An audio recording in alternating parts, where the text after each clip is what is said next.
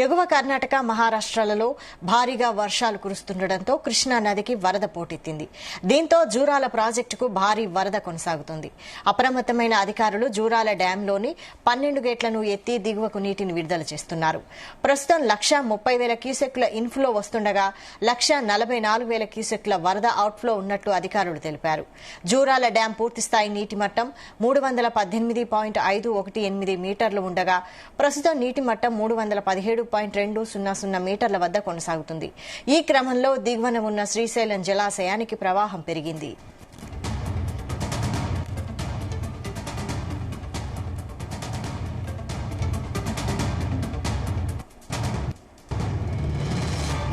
రెండు రోజుల క్రితం నీటిని దిగువకు విడుదల చేసే క్రమంలో డ్యాం 9వ గేట్ రోప్ తెగిపోయింది. ఈ ఘటనతో పాటు మరో 2 రోప్స్ బలహీనపడడం స్థానిక ప్రజానీకంలో ఆయకట్టు రైతులలో భయాందోళనలు సృష్టించింది.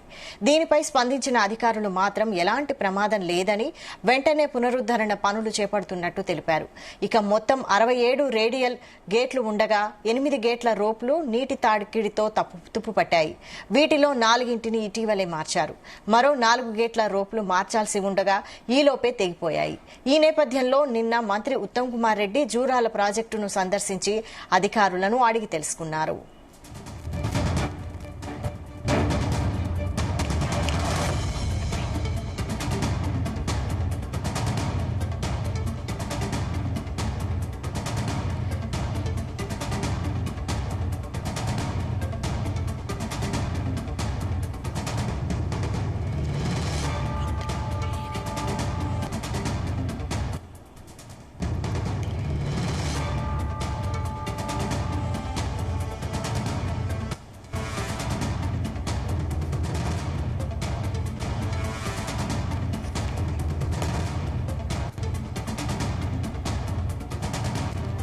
ఎగువ కర్ణాటక మహారాష్ట్రలలో భారీగా వర్షాలు కురుస్తుండటంతో కృష్ణా నదికి వరద పోటెత్తింది. దీంతో జూరాల ప్రాజెక్టుకు భారీ వరద కొనసాగుతుంది. అప్రమత్తమైన అధికారులు జూరాల డ్యాంలోని 12 గేట్లను ఎత్తి దిగువకు నీటిని విడుదల చేస్తున్నారు.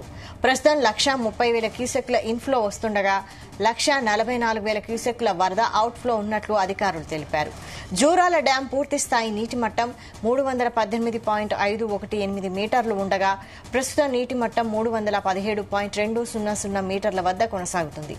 ఈ క్రమంలో దిగువన ఉన్న శ్రీశైలం జలాశయానికి ప్రవాహం పెరిగింది.